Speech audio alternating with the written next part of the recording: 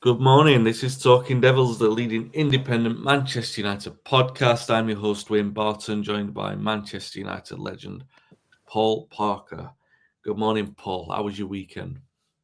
Good morning, Wayne. I had a football-free weekend, to be perfectly honest. No games on Saturday, and I thoroughly enjoyed it, to be perfectly honest. Thoroughly, just not having to travel anywhere and be around. It was quite good, really, Yeah, really good, yeah, in that nice bit sense. of FA Cup football over the weekend. Obviously, had the Leighton Orient moment with the lads scoring from 50 yards. On the BBC thing, because I was out at the time and I saw on the BBC feed, it said, from around 45 yards. And I looked at it, it's like 50, that's 50 odd yards. That's not 45. I thought you're doing a massive disservice there. I felt gutted for him that it's the bar. I mean, yeah, all right, he scored the goal and everyone will remember that moment. But, like, it's just like an inch away from being his goal. It's an own goal in the end. But, I mean, no one will ever It's forget the, that. it's the way he's hit it as well, by the way. Yeah, It's the way he's hit it that's made it as well. It just wasn't a chip and hoping it goes over the keeper's head. He has absolutely fired that as well. The technique of what he's done now was absolutely incredible. yeah. That Well, goes straight in, and if that goes straight in, that would have been one of the greatest.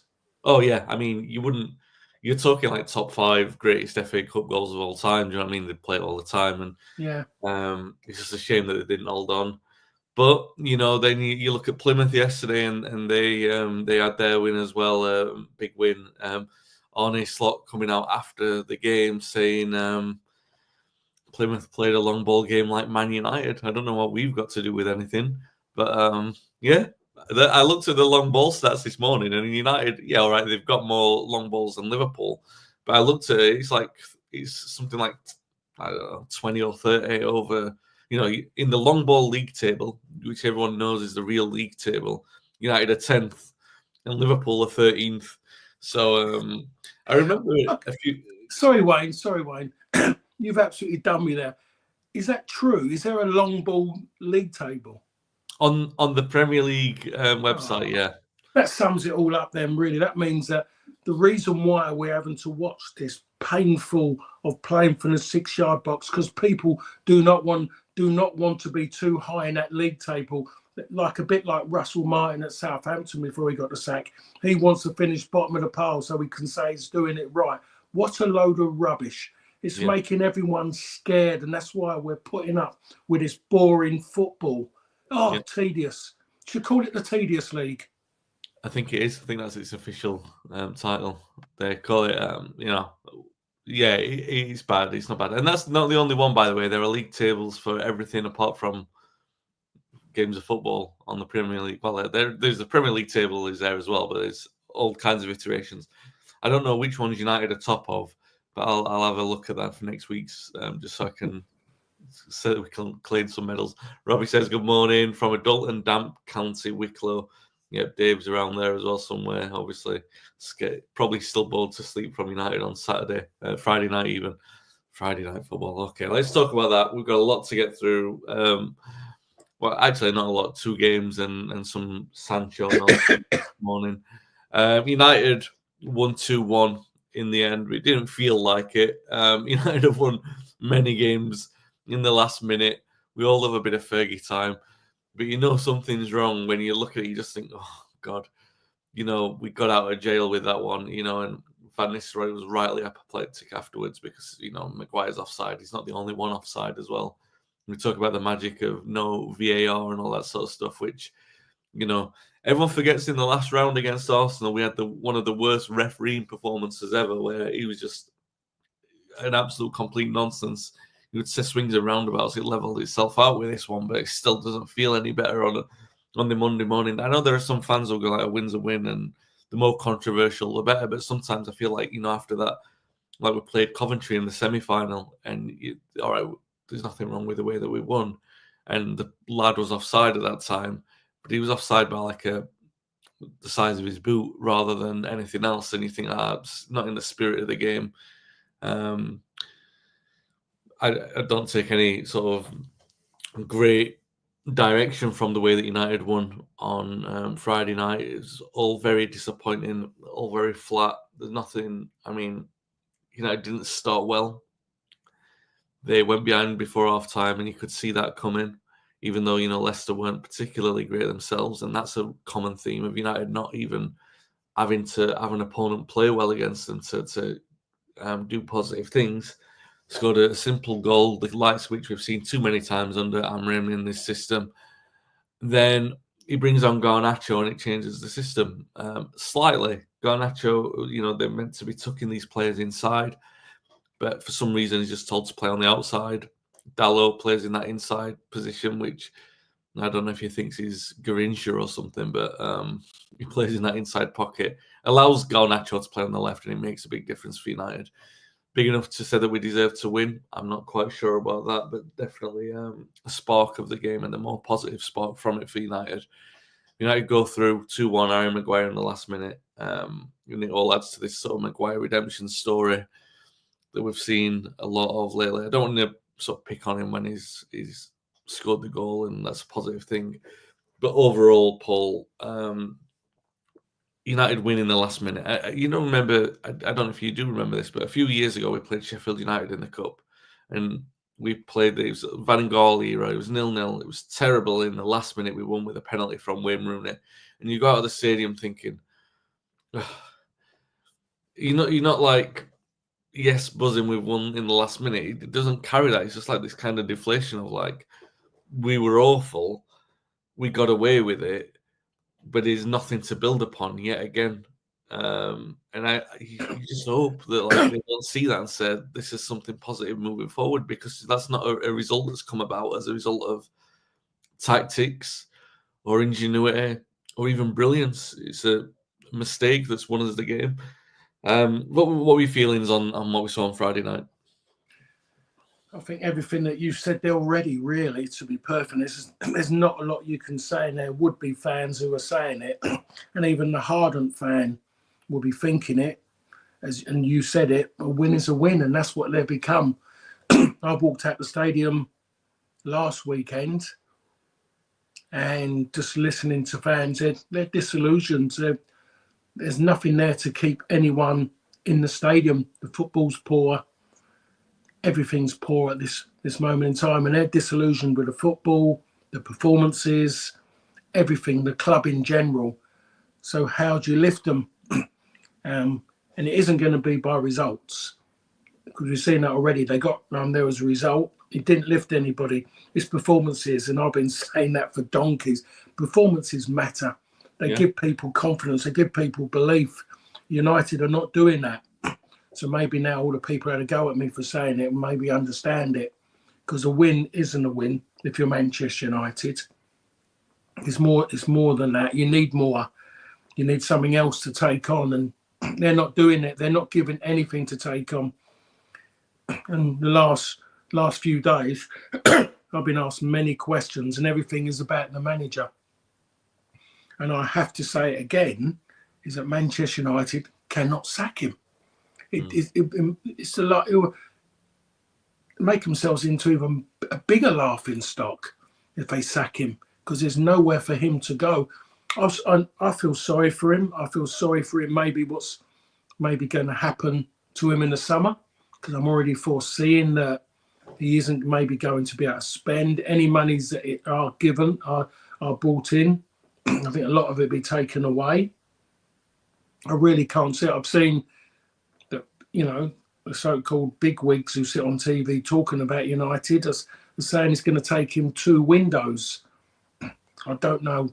I wonder how big these windows really are, to be honest, because 2 windows means kind of, I don't know, summer and this time next year.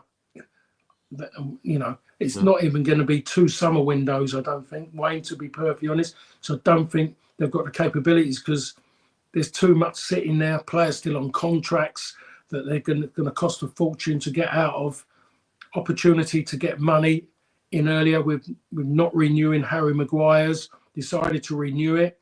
That might, if they'd have done that, they might have kept a few more people on in their jobs if they'd have done that. So, no, I'm very concerned because the performances are poor. if we could play Liverpool, Man City, or Arsenal every week, then you know you might get something out of it. You'll get a performance, and everyone will pat them all on the back. But God, do not want to play Newcastle or Nottingham Forest or Crystal Palace or Leicester City. Even it was the one good thing was the individual contribution of Garnacho, which I'm not going to say was brilliant because he wasn't. He made some mistakes, but he had a vibrancy to that team. There was dynamism in the play. He was doing something different, which doesn't really offer itself in that system, which is, you can tell that he was told to go out and play his natural way because he was getting behind the players all the time, and that's not the way that players are supposed to operate in that system. That only happened because of Dalot sort of moving into the middle slightly in the way that we saw under Ten Hag. So it wasn't great. And even after the game, you had the idiots online who were making the sort of, when they made them video compilations of, the players did something wrong. Well, there's a moment in the game where Garnacho got into a good position and he shot and he dragged it to the near post. He made the wrong choice. It was a bad shot. But he'd earned the chance to do that because he made the difference from coming on and he created chances. He was doing well, in that. And I think it was his sort of energy that created the equaliser, wasn't it? What did you make of Garnacho's thing? Because it's a very difficult thing, we've seen the reaction of Rashford to being dropped. We've commented on here about Garnacho, his ceiling, his inconsistency, his attitude, but also the things that he has done under Amorim, which he made a positive contribution at Arsenal and at Liverpool. And he came on, he did all the right things again. And basically got United out of a hole because I don't think without Garnacho, I don't think United get back into that game. What did you make of him? I'm not saying he was brilliant, by the way. I'm just thinking he was the difference that got United back into the game on Friday night. But it was compelling nonetheless, right? That he was doing it in his natural way rather than the way that this system seems to make players play. Garnacho's an odd one. You really don't know what you get. You're saying that for him that was a positive off the bench. The problem is if he plays regularly, and it has been proven, he gets above his station. Yeah. He takes it upon himself. He totally loses all his inhibition, loses it all, and his discipline disappears and that side of it. So I don't, until he gets a run of games again or the opportunity to have a run of games, and that's kind of proving to the manager that he's worthy of it. We're not really going to know. But every time I've seen him, the moment he gets that opportunity, everything disappears that was there before. And I am one of them. I'm not sure of him. If there was an opportunity to have sold him in January, there was always a talk, and there was a lot of talk, and they talked about the monies, but still I don't see Italian clubs always paying out that kind of money now. They love free transfers. I'm saying that I would have sold him. I would have gone with it and just done it just to give the manager a chance. No, and I remember you saying that at the time. I mean, he's there now, and so you've got to just look at his reaction to it. And his reaction was all right the other night. I mean, you're quite right. It's not just like that game. You know that you can do it against Leicester City, or even the big games. It's more about doing it on a consistent basis and doing it to the worth of the team rather than himself, right? Is it enough to say that you start him in the next game at Spurs? He does make change. I'm going to turn around and say no, because you want to see him come and do. You want to see him do it again. Yeah. Just to go, and you want to watch his attitude of being left out. Does he suddenly think that performance warrants him starting, or does he accept that he's come on and done well and he's willing to accept that he might have to go and do it again? And that, for me, that would be the test. To see that gives them then gives the manager a better scope to look at, of him really in the sense of the way he's going to perform and what is he going to get out of him next. I mean, he's got his fans out there, but even they must know that as much as he just hasn't been doing it. So what he's gone and done there, and he's helped get United back into a game. It doesn't warrant that you start the next game. He has to maybe come off and go and do it again to actually prove it. I mean, if you look at somebody who was frustrated, totally frustrated, everything wrong thing was going through his head, but he battered them all down and stayed professional and did it because he's a team man, is Ahmad. Yeah. Yeah. And look how he done it. Every time he come off that bench, and I was one of them, look at everything he come off, he was immaculate. Made the right choices, everything he done well. And it's took a change of manager for his fortunes to change, but he still earned the right. And I'm sure the manager, Alderweireld, would have seen that going on at that given time, that he's seen his player come on, do well, but wasn't given a run. And he would have seen his attitude. Every time he come on, it wasn't, look at me. His discipline was really good, where he could have showboated to prove a point, and he didn't do that. He's got to go along those lines, in my opinion. He's got to go and look what Ahmad done and think to himself, that's what I've got to go and do. And then when I do get there, then I've got to toe the line. I've got to go and do my job and a half. Yeah. Yeah. I mean, that's the thing as well. Like, I don't like saying this after a win, but I think things are so poor at the moment. It's just one of those where you can't really sort of say, I'm scrabbling around for the positives there and saying that Garnacho's won. But you're quite right. It's not about like that occasion. That's the very least that we expect to be able to beat Leicester, a poor Leicester team who are struggling with the manager on the. Just a couple of comments in here from Spotless Leopard. I'm going to get you on the. The only thing wrong with Garnacho is his decision making. That's down to his age. The abilities are there in spades. Ahmad hasn't been great lately. Garnacho has been much better. Don't know if I agree with that, but I agree with the point about Ahmad. I think that the point is that there's been way too much pressure put on him. And teams know that. In the home games, Old Trafford, it's much easier to sort of handle that because they just mark Ahmad out of the game. He's still willing. And he's still got more perseverance than men. It makes it more difficult to make a difference. It makes United complete. I don't even know what I say non-dimensional rather than one-dimensional, but I don't know if I'm being a bit too critical there. It also said, the way it is at the minute, I'd take 17th and a trophy in what amounts to a 8-month pre-season. I think that's the thing.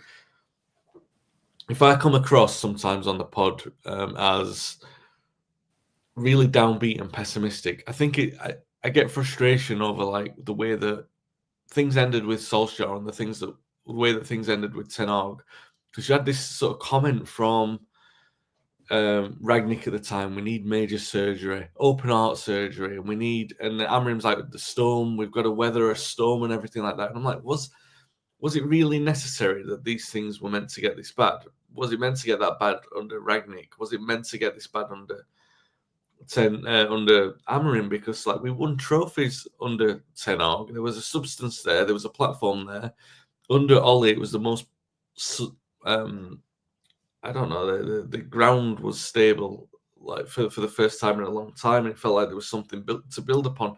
And like you said there, Paul, it's like you're ripping it all up.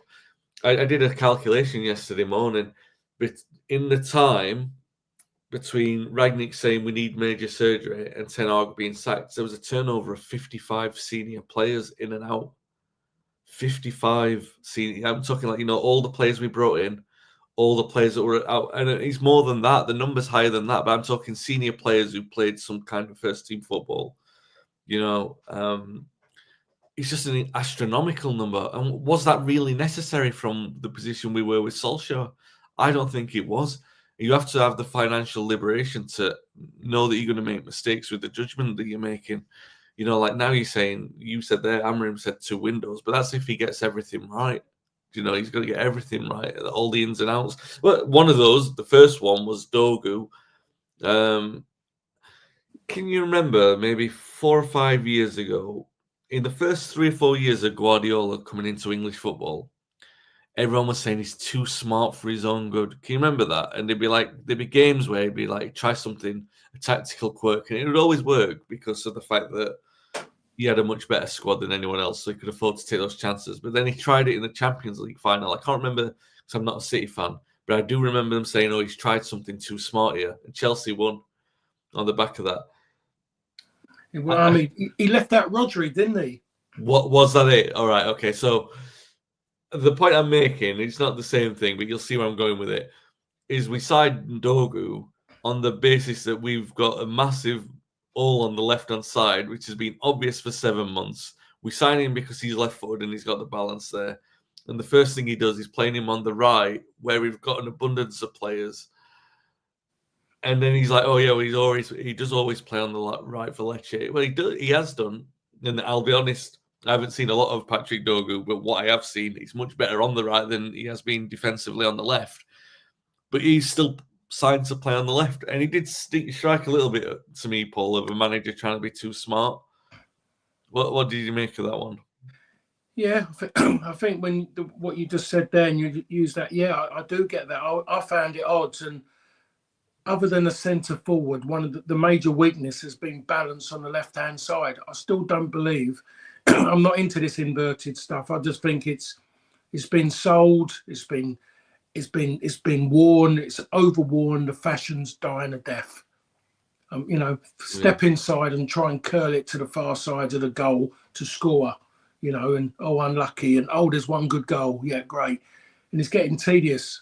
And I went nothing better than seeing someone who may be left-footed go at somebody and go around the outside and put a ball into the box with people incoming because they know exactly what that player's intentions are.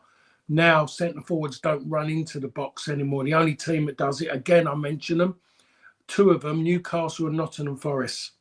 Yeah. Get wide and they cross it. But they, even Anthony Gordon knocks it into the box early. Loves to dribble, but he knows what his job is. He's got a big centre forward. Jacob Murphy on the other side, career going backwards under Steve Bruce, local boy. And all of a sudden, his career's been revitalised. Out wide, delivers the ball in. On the other side, can I mention his name on here? A player who used to play for Manchester United, for Nottingham Forest on the right-hand side. Just gets past people and crosses it. Yeah. Hudson-Odoi, consistent dribbler at Chelsea. Just dribble, step inside, always looking far post, goal kick, miss kick. And then all of a sudden he goes to Nottingham Forest, crosses the ball. Bang. It's a manager. And one of the reasons why they don't really want people to go around the outside, because if you deliver a cross from the outside and you're looking to pull it back, the problem is you might miss that man coming in. Then that creates an overload because you've got people in the box. So defensively, you're going to be caught out. So they don't like you going around the outside. That's one of the reasons they don't do it nowadays, which is absolutely incredible. So you're turning a positive into a negative because player might overshoot with a pass, but it gets people off their seat. It makes it exciting. So I'd like to see him on the left side and see how he does a job there, because that's what's been missing. That's why Malasia's gone out. Luke Shaw had a moment where he felt he could get up, and I don't know, he must have drank the holy water, but it wasn't enough and he's fallen down again. So there's an opportunity to take Dalot from that misery of playing on the left, because he's making everybody miserable, by the way, and put someone out there with a left foot who's going to be balanced. And if you're playing wing back, you're not really over fussed with defensive abilities, but all you want him to do is track. You want him to be in the right areas, to not permit certain passes to be thought about, just be to block areas, not to make the pass easy. Doesn't have to, if he doesn't have to make big slide tackles, doesn't have to do this, but he has to be aware. That's all it is. That's all that's needed as a wing back. So put him on the left-hand side, Mazraoui or Ahmad on the right. I would say Ahmad, because it's better system if you've got two attacking players, wingers as such. Yeah. And give that a try. This gives him a different personnel to try with a left foot on the left side, rather than Dalot, who at this moment in time is alienating a lot of people. Yeah. It's mad to me. A lot of people. Yeah. There's I don't know. You've got a big pitch there, and you make it smaller by bringing it in. Do you know what I mean? And I'm not saying it's any better for United either way, but we've played for so long like that. Like you said, like comments here made the point as well. Box just on the talk about squad regeneration. He says that he goes back even further with Van Gaal, where he culled the squad and left us with a very lean squad, offloading Rafa, Fabio, Hernandez, Welbeck, Van Persie, Kagawa, Nani, and Anderson for peanuts.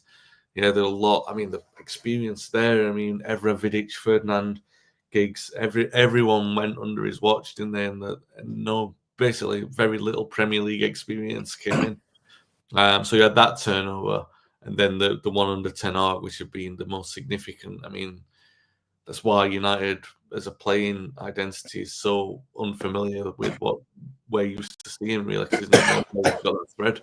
And Ben says just on the point there, inverting wingers, don't get me started. Surely it's still true that defenders don't like wingers running at them and being turned. It's timeless. No, but it was what you just said there with Paul. You know, if you get the defender, the attacker to the byline, pulls the ball back, the defender's having to turn. First of all, one defender's having to chase the winger. The other ones in the box are having to attack the ball in front of them, which is coming in a way that's actually helpful for an attacker rather than the attacker having to turn with the ball that's coming in. It's just, I don't know. I'm not saying like every goal scored like that, but if you only play one way, inverting and crossing in, it's so much easier to defend. And United are even less dimensional than that. We've talked about that earlier on. All right, so we talked about that. Dogu, he did all right. I mean, he did all right. I was surprised and disappointed that he came off the other day, but we won the game. So let's see how the development goes. You got to see Ten Hag was leaving players out for weeks before he even put them in the side when he signed them. You know, like Casemiro and I can't even remember. There was a few others when he just signed them and they wouldn't play, whereas other ones like Anthony just went straight in. Anyway, before we talk about Spurs, the story today, Paul, is you've seen it going on social media. Marcus Rashford posted on his Instagram, you know, every player does it. He made his debut for Villa last night, came off the bench, showed some promising touches, looked all right.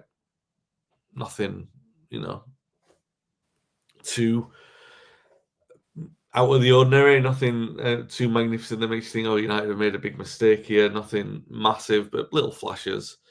Jadon Sancho posts a comment on there saying, freedom. I don't know where to begin. I mean, this is a player who he'll probably go to Chelsea now. He'll probably finish above 14th or whatever it was. So that £25 million fee will be actioned. The fans were already on Sancho's back down at Chelsea, seeing what we've seen. They're thinking even £25 million seems like a lot of money for him. The style of play that he has, the sort of undynamic nature of it, the lack of explosion which we were promised at Dortmund that seems to be affected by his lack of motivation. Here was a player who was given months off from United to get his head right before, obviously, like there were problems with his coming into training, which caused a public outburst with him and Ten Hag. He never backed down, never apologised. Don't know why he expected an apology. Went out on loan to Dortmund. Dortmund gave it the big one. Everyone was saying United have made a mistake, and then he flattered to deceive at Dortmund, even though he played in the Champions League final. They didn't want to take up the option of bringing him back, which tells you a lot. Chelsea came in because they were buying everyone. I was surprised but not surprised that Chelsea could even have the room to bring him in, but they did. Took this headache off United's hands, really. But he's here this morning. Apparently, you know, freedom, you know, and I you know, to one extent, I get some part of where he's coming from when you think of the amount of criticism that comes from some online communities that don't need to be named and the persecution that goes after single players. But there are ways and means of talking against the football club and the players And Sancho was given every sort of chance. He had 4 different managers he played under, was brought in for a lot of money, never impressed, rarely did well, rarely had a good run of form. And it just demonstrates a complete lack of accountability, doesn't it, Paul? I mean, lack of awareness in the first place, but a lack of accountability, like it's everyone else's fault. He's got to the age of his mid-20s, has done nothing to fulfill any of his potential in England, and suddenly it's Manchester United's fault for apparently restraining the players too much. He just hasn't looked in the mirror, has he, really, to be perfectly honest? If he looks at himself in the mirror, somewhere along the line, something will pop out. I don't know how long that's going to take, though, but it might pop out after his career's ended or his career's gone another stage further back. I'm quite sure there's going to be a lot of Chelsea fans who have seen that, and they're going to be going mad at him for doing that because, again, he's not looking at his performances, so he's joining in on something else. And there's a lot of Chelsea fans who cannot believe that the club took him, cannot believe that the club put themselves in this position of having to pay out this money as well. Yeah. And it's not good. It's not good that if that's how people are behaving nowadays. It's so disrespectful. It's incredible. If he's got such a problem, then to be perfectly honest, why doesn't he go personal? Why wasn't that sent as a personal message to Marcus Rashford? Why has it got to go out there and thinking that he might be a person living off of this fanboy culture that he knows his people are going to back him. He's got to realise that there's a majority who aren't backing him for what he's doing and the way he's behaving, because he's definitely not doing it on the pitch. Definitely not doing it on the pitch. If he was doing it on the pitch, even then he still shouldn't be doing it because his actions should speak louder than words. But he's not even allowing that to happen. He's dictating with words, and his words ain't doing anything except make him look foolish, to be perfectly honest.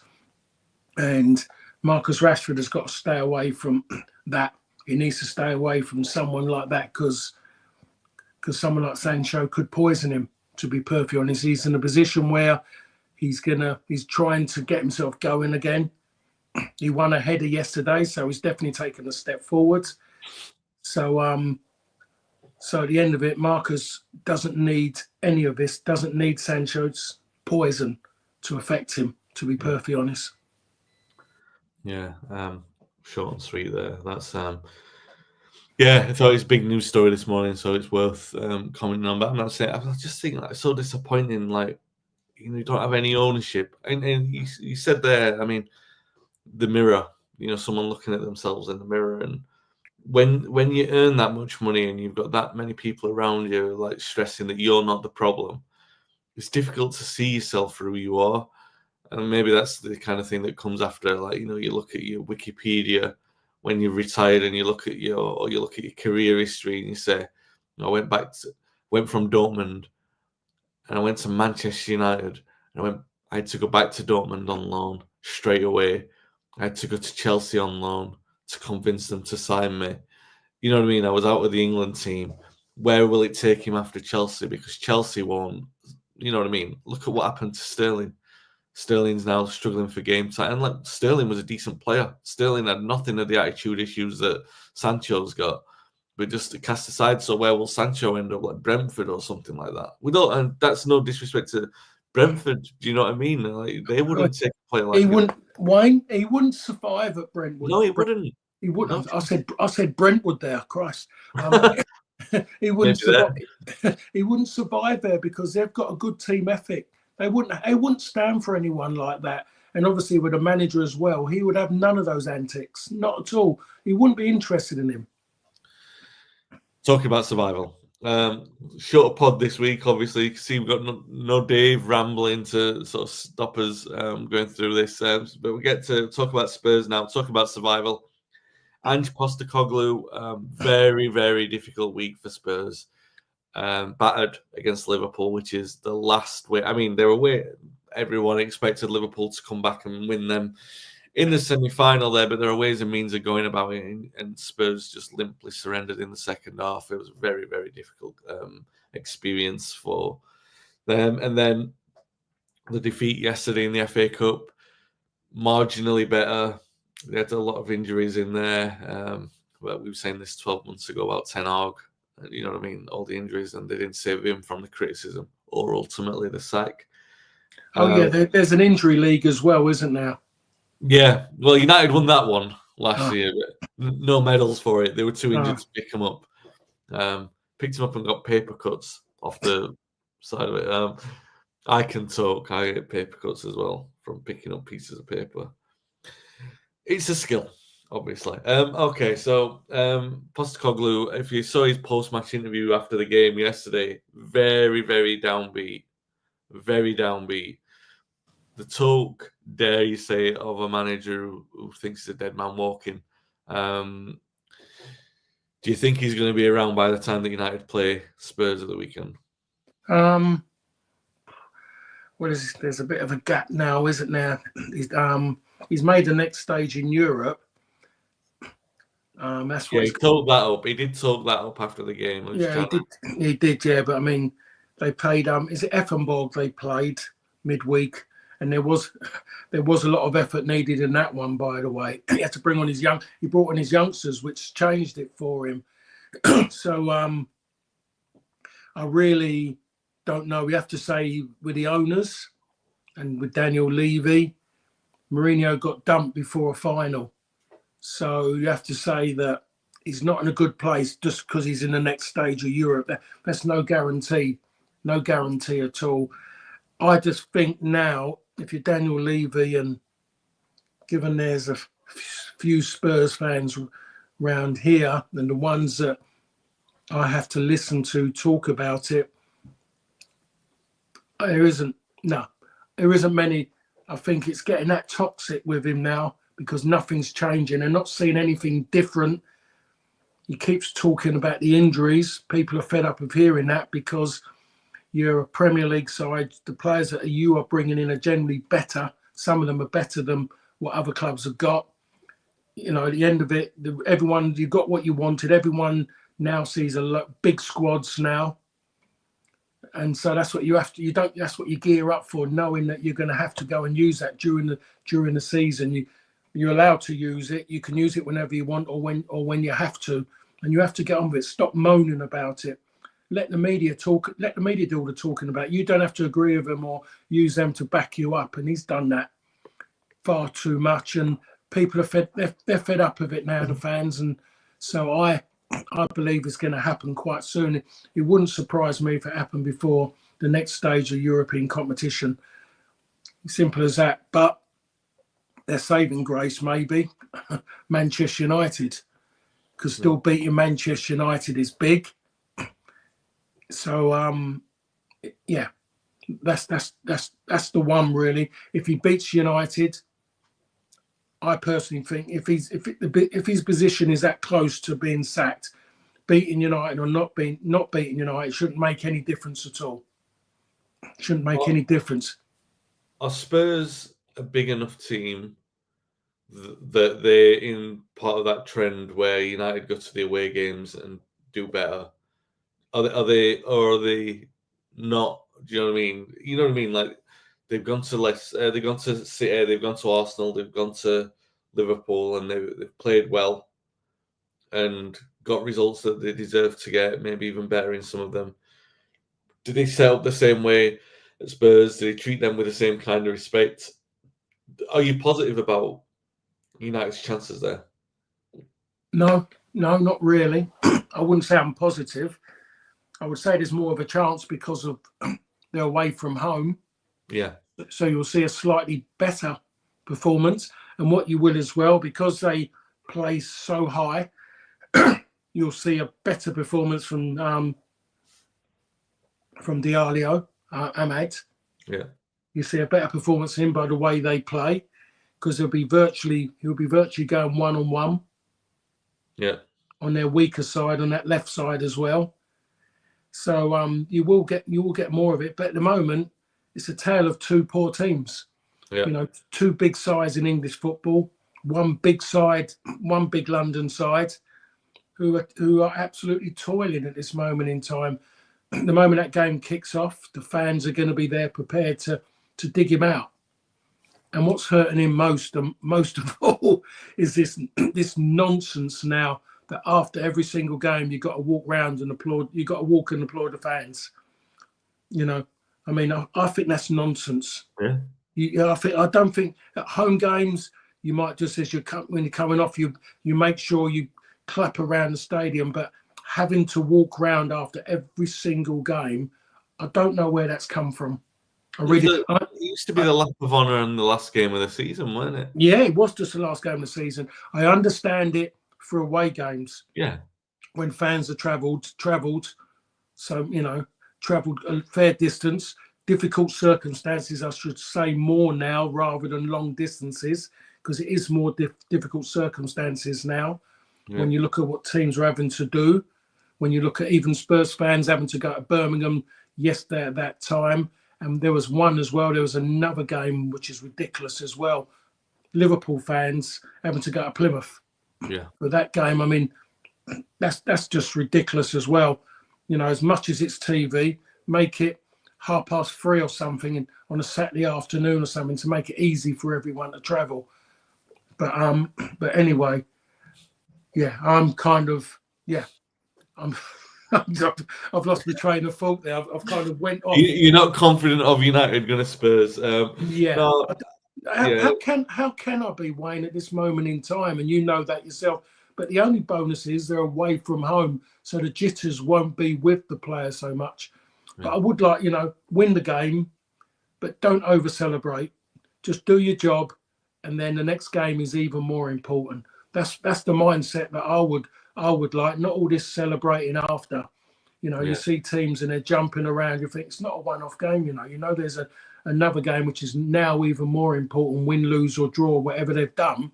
There's another game which that's the position they're in, Manchester United, because if they go and lose to Spurs, and I'll say this, you're talking about maybe an issue with relegation.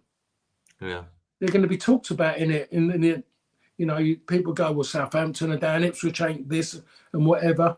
But I tell you what, it's got to be mentioned if they don't beat Spurs. Yeah. Well, if they lose to them, certainly. I thought when we put Fulham to the sword a couple of weeks ago with Martinez scoring, I thought that was our relegation worries for a while. But we're still hovering. We're still there, entertaining the conversation, which we are in February. You just wouldn't think it. But that's the state of play at United earlier on. Like someone said I think it was you, Spotless Leopard, saying that United, you take 17th in a trophy win. But it was Amorim who said a trophy win doesn't cover up what's happening at United. He actually said that. I do remember once Alex Ferguson saying you aim for a trophy every season. I'm not saying that covers up anything, but you remember them. You remember those days like we do the last 2 days under Ten Hag, like we do the times under Van Gaal and Mourinho when we won the trophies post-Ferguson, because those are the brighter days. Apart from, like I was saying earlier on, there was a run of consistent form under Solskjaer where it felt stable. It feels like we're right back in the turmoil again, and I lose count. Paul, I mean, I think this is the 6th anniversary of us doing this podcast together. How many times have we been here in that 6 years where we've talked about United and Spurs being in similar positions where, both managers are under pressure? It's just mad to think that. It's okay. Yeah, but you think about it as well. You think about the Spurs as well have had some great managers as well. So so-called serial winners as well, and it just hasn't worked. And so that tells you can't always. You have to at some point look at the club, rather than the manager, and give the manager the tools that he needs.